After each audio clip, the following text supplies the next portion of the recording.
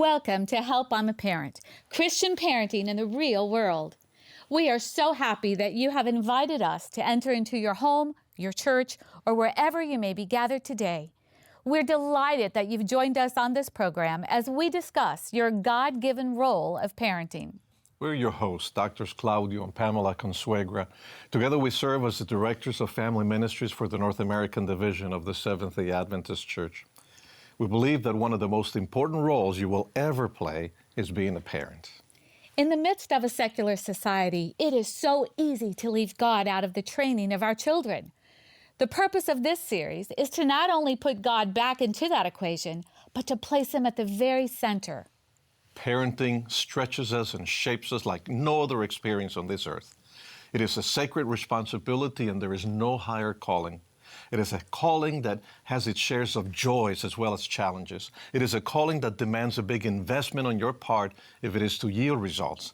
And yet, those returns on your investment will last throughout eternity. Today, we're going to discuss communication. Communication was easy with your preschool child. In fact, there may have been those moments that you longed for them to be quiet. But your child is not unique if you have discovered that communication between the two of you does not flow as freely in these tween years. Recent research reveals that fewer than half of all sixth graders describe their family communication as positive. What would your children say? How would they describe the communication that exists between you and them? And how would you describe it? Most tweens say that there are things about which they can't talk with their parents because their parents won't listen, won't understand, or they will overreact. Your ability to parent depends on knowing what's happening in your child's life and being able to influence them. And that is directly related to the depth of communication you share.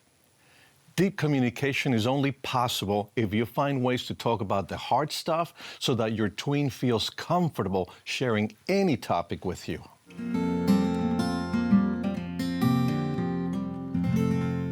Our special guests for today are Jean Clapp and Glenn Milam. Jean is a graduate of Southern Adventist University and has been working as a youth ministries leader for the past 28 years. He and his wife Sherry live in Texas, and they've been married for over 41 years and have 2 young adult children. And Glenn is the director of Mount Etna Camp and Retreat Center in Maryland. He and his wife Darlene are leaders of their local Church Pathfinder Club and 2 Sabbath school departments. Glenn also volunteers as the North American Division Pathfinder Coordinator. They have 2 children plus dozens of adopted children. In their spare time, they plan week-long history study tours for middle school students. Welcome, Glenn and Jean. We're delighted to have you here with us Thank today. you. We're glad to be here. You know, before we begin our conversation together, we're going to go into the home of the Roberts family, and they're going to talk with us about the challenges of communication through their eyes as parents. So as parents, we want to develop ways to engage in healthy communication with kids and beat the peers out for getting what our values are, what our biblical values are across to them. And one of the things that we instilled a long time ago was family dinner is family dinner. I fell at recess on the blacktop. What happened? Were you guys playing football or something? And that's where, around the table when we're eating, we engage that conversation, and that's where you'll hear all the good and bad. And then he was going to go catch it, but I was going for it too, and I was right next to those parking things. Oh, yeah. And I tripped on that plus Zal. Was Zal hurt? No, he never is. He's the one who hurts me. What we try to develop is a means of communication regardless of any fallout, positive or negative type repercussion, knowing that you're responsible for yourself and for your actions, and if you've done something wrong, we need to talk about it, and if there is a consequence, then we will talk about the consequence, and you will understand why there's a consequence. Luke, why are you playing with my Legos? You weren't playing with them. I didn't tell you you could. Daddy, you took something I was playing with. getting them to express their feelings to one another in a respectful way is challenging, and it's an everyday task. Josh, what happened? Luke was playing with my Legos. We're trying to teach them that, you know, not only we're a family and they are brothers, and they need to be able to communicate with each other, even when they don't agree with each other. There's a way to do that, and it's a respectful way. And it wasn't right for him to play with your Legos without asking, but you don't grab. You need to come and get one of us, and we'll help you resolve the situation. It's so key to setting that tone for the bigger topics. If you can get through and let them understand that we're here for you on everything big and small, it opens up for the bigger stuff. That trust is there.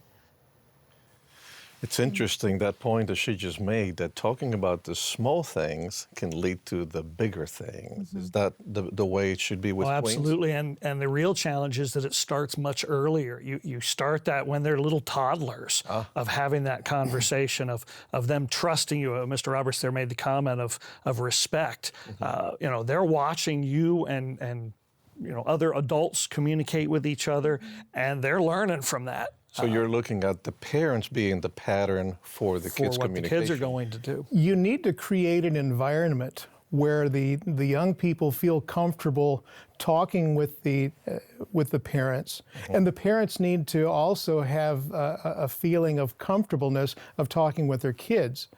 And if you are able to do that, then you are on the road towards good communication. But Jean, I want you to talk a little bit. How do we do that as parents when today, for the most part, our children would rather be engaged with technology? You know, I've got my earphones on. I'm engaging in Facebook time more than I am in face-to-face time. So how do we as parents encourage that face-to-face communication with our children? Probably one of the best things is to be in environments, in activities where the young people will feel comfortable. I've been in Sabbath school classes where the kids are no longer engaged in the Sabbath school program, but they're just working their devices, whether it's Twitter, whether it's Instagram or whatever, texting constantly. And a lot of it is because they just have no interest in what's going on. So what we need to do as parents is try to engage them in activities where they are interested, and in a lot of cases overcoming their interest in the digital. Again, they're watching and modeling what we do. Dad comes home from work, plops down in front of the TV. That's his technology. Mom comes home, she's exhausted, she gets on the phone, talks to her mom, talks to her friends, and so they're seeing this same kind of thing. We've noticed in so many interactions with families, maybe even in our own, that we run into the situation where families do nothing together. There isn't anything. You ask the children, what are you interested in? Nothing, because they don't actually go and do anything. Mom and dad come home, there's no activity that creates those prime moments when you can have conversations. So what happens when the child comes home and you say, well, how was school? And they just say, fine. Well, the catch there is when you come home, you probably don't want to talk either. You know, we need to give them that breathing space. They get in the car, they've had a tough day. Someone will blow up at you and they'll start talking, and others just sit there sullenly. Right. Well, you're going to learn the process of, wait, give them a half hour. Let them go home and throw a sock against the wall a couple of times, and then they're ready to come and talk to you. But you've got to be the adult. You've got to be sensitive to those kinds of things. Another key point is that we need to pay attention to our kids. Don't just ignore them. Don't just think that they're just somebody who lives in the house with us. We're all a family together, and let's be interested in each other. As has been said a lot, respect them. But also respect the fact they may not want to talk at that particular time. Don't force it. Don't say, you need to tell me right now what is happening at school. But you did say pay attention. So in other words, be interested in what they're interested in. That's right. And they've been with you for their entire life in most cases. And so you should be aware of those kinds of things and be sensitive to those kinds of issues. Another key point, I think, on the activity issue is that we each have things that are interesting to us, but they are not always exactly the same. My dad was big into model railroading. In that, it taught me a love of miniatures, but I have no interest in the railroading part of it. But I still, as an adult child, I go to model railroading events with him because of that interest. And he goes to plastic scale modeling events with me because he wants to see my interest. My son now does historic miniature wargaming. We go to those events. I don't want to play, I'm going to sit there and encourage him.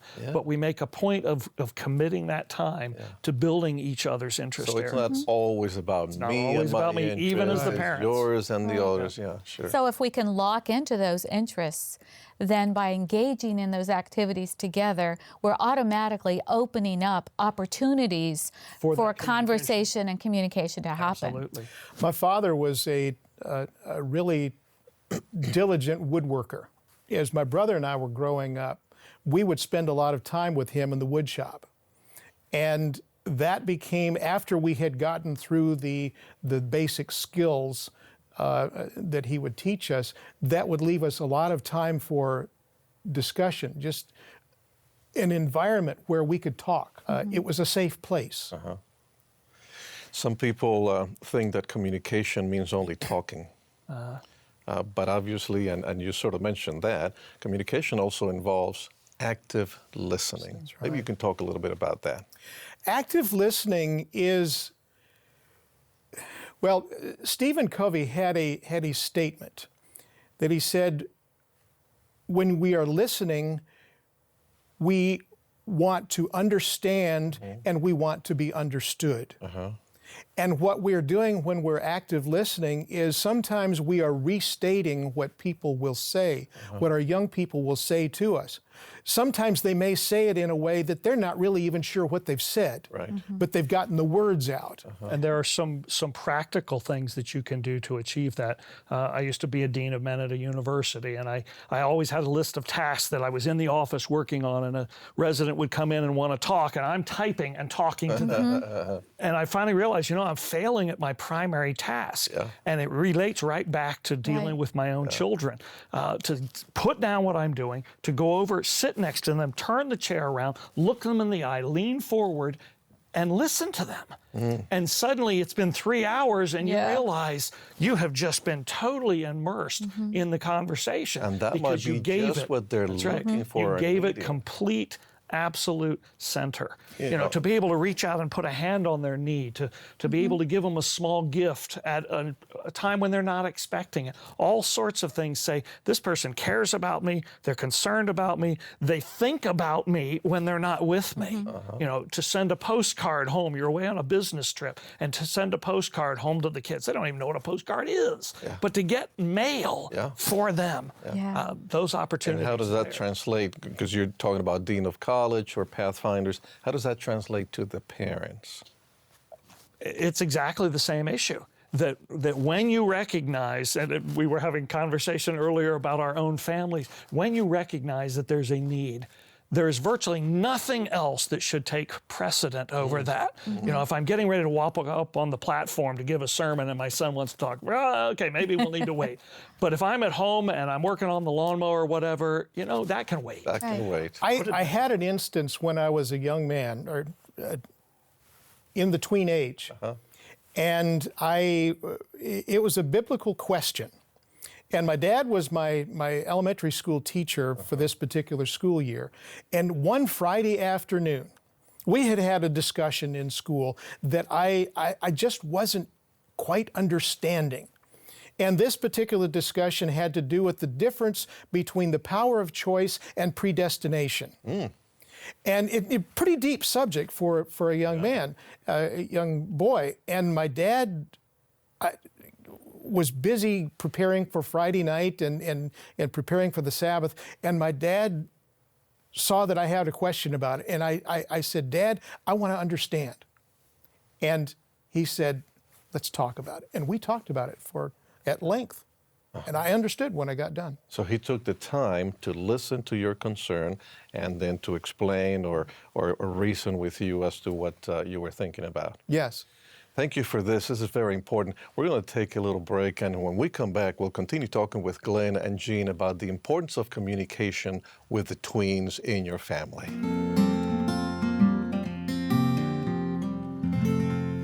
You can probably already tell that we will not be able to cover every area, every concern, or every question you may have in the short time that we have together. Parenting will continue to produce new challenges and new questions every day. As our children grow and change, so do the parenting challenges we face. And therefore, our goal is to continue this conversation with up-to-date resources and practical parenting tips that you can apply in your day-to-day parenting journey. We will do this online via our website, www.helpimaparent.org.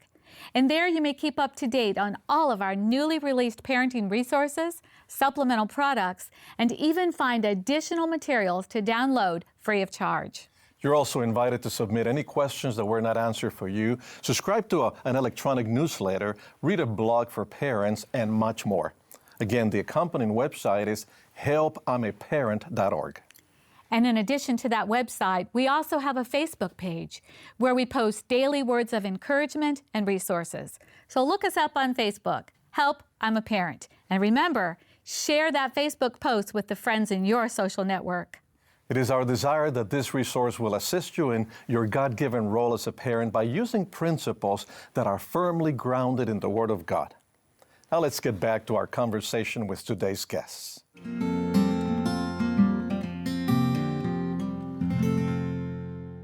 Welcome back to our conversation regarding communication with our tween children. We want to talk a little bit about the difference between reacting and responding. Can you talk to us about that? Whenever we as parents come on a situation, we saw in the Roberts video earlier that that the father actually responded because he was wanting to make sure that he understood before he took action. There is something that's called a knee-jerk reaction. It's something that we see something and automatically we put forward on it, and we make a response. Almost instinctively. Instinctively. And unfortunately for we as humans, our instinct is to lash out. If something is not how we think it should be, then we're going to fix it. And whenever one of our children have, they're not doing exactly what we want them to be doing, we tend to lash out at them and say, well, why did you do that? That's the reaction. Why didn't you do it right? You know, why did you hit your brother? Why did you do this? Why did you do that? And even in many cases, unfortunately, there's a physical reaction as well. We want to slap, we want to hit, or maybe we're a little more controlled, but we use our voices. And it is not a normal reaction for us to respond the way that we should. So It's a learned behavior. Instead of reacting, we need to respond. So much of our culture is based on jumping and belittling and demeaning and embarrassing. Yeah. That's the way we get ahead. That's climb up on top. Right. But And as Christians, that's just the opposite of what we should be doing. Exactly. And as parents, we need to pray about this behavior in ourselves because it is something that is not a natural thing.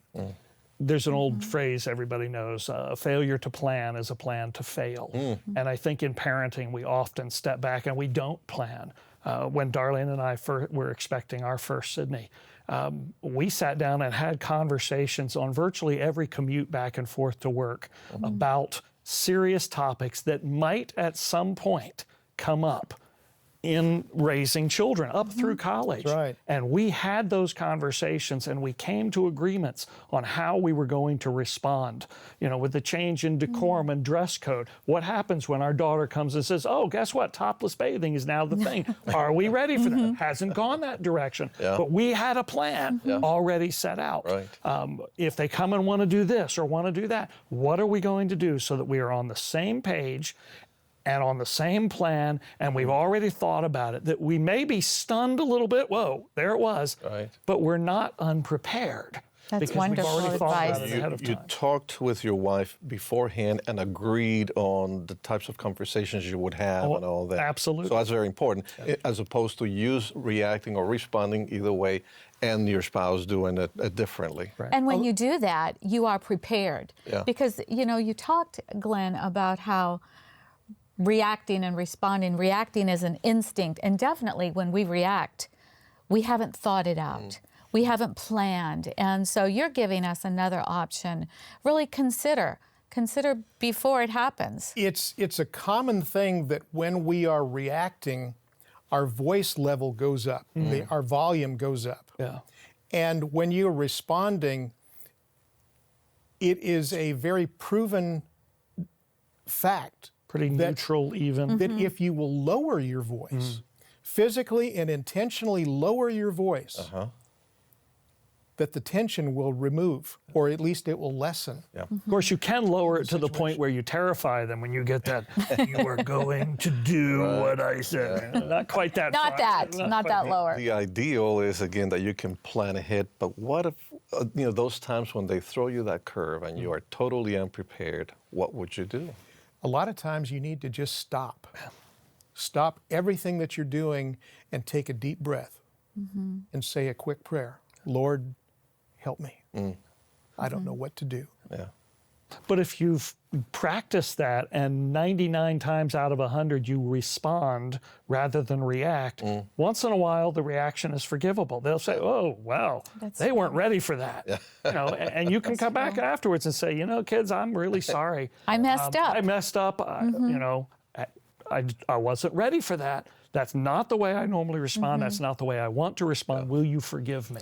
You know, as parents, it's a joy to talk with our children about their successes, the things that are going good in their lives. But I also need to be willing to talk with them about their challenges. So as a parent, you know, what are the topics that I should be willing to address with my child? Are there things where I draw the line, or? I have a one-word answer for you. Anything. There you go.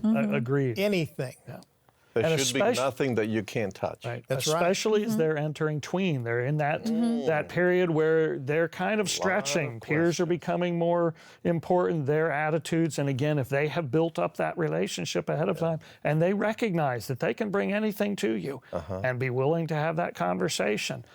Again, we're not real purposeful about this kind of thing. You know, they're watching a TV show and a sensitive subject comes up. Are you prepared at the end of the show to say, what do you think about that? You don't have to preach at them Right. and say, wow, that kind of made me feel uncomfortable. What about you? Just dialogue. But you know, a lot of the discussion can come about as a result of questions that you ask. You're not preaching to them, as Glenn mentioned. You're not preaching to them. What you're doing is asking them questions and helping them to discover what they really do feel about it, where they're comfortable, where they're not comfortable. And when they do that, they begin a course of self-discovery. And if you're teaching them values, they will incorporate those values into what they like and they don't like. You can clearly state your point, your belief. You can back it up. You're beginning to move from being the dictator caregiver to the mentor, that kind of a relationship. But they have to recognize, again, he said it at the beginning of that clip, of the respect that That's right. they have the right to formulate their opinion. You may disagree with it. And we can have that conversation, and we want you to think more of it, and maybe there's a no. This is not happening here. You have to be the parent. So let's say that there are times when that conversation with my tween child takes the wrong turn, and it has now passed. It's no longer respectful conversation. You know, what are some things I can do as a parent to stop that trend and get us back on the right track? Yeah, well, again, we're the adults, and you have to recognize those signals and say, This is the same conversation we have 3 times a week. It's not working. We're going to react differently. We're going to make a plan of responding, and you got to stick with it because they're used to pushing certain buttons, and they're used to your responding certain ways. And I think that's why kids tend to be a little more afraid of dad. They don't hang out with him as much. They're not quite sure how he's going to respond, and probably mom needs to pick up on that a little bit. And But there again, you're going to find that it depends on which parent that they go to for certain subjects. The more sensitive subjects, they may go to mom. The more manly subjects, the things that, and I'm not trying to say anything about that, but things pertaining to work, sometimes pertaining to relationships, they might talk to dad What if about you're a that. single parent? You get double duty. So you don't ignore certain topics. that's where mentors like Pathfinder counselors right. can play a role. That's right. I tell the parents of my own units that I will conversate with these kids on anything they bring up. I will let you know afterwards what it was. But if they come with a question, I've got to answer them. We also say in our youth Sabbath school classes and even in the juniors and early teens, this is a safe place in our Sabbath school class. You can say whatever you want. It's not going back to your parents. You know, we could talk about conversation and communication all day long, but unfortunately our time has come to an end. We do thank you for your ideas. Your thoughts have been very practical. And again, thank you for being with us. Thank you So much for inviting us to be part of Thank you this. for having us here. And we also want to thank you for joining us as we explored some of the challenges of keeping those lines of communication open with our children. We also want to remind you to visit our parenting website, helpimaparent.org. There you will find many additional resources and materials. As much as you love your children, God loves them even more. He has appointed you as their steward, their caretakers during their lives here on this earth. But more important, He has entrusted you with the task of preparing them for their forever home in heaven with Him. God never said parenting would be easy, but He did say that He will never leave us or forsake us. The Creator who knit our children together in the womb and has numbered the very hairs on their heads holds the blueprint for their lives. Claim His promises and invite Him to co-parent with you. Join us next time on Help, I'm a Parent, Christian Parenting in the Real World, when we will discuss the topic Rules and Rebellion as it relates to preteens.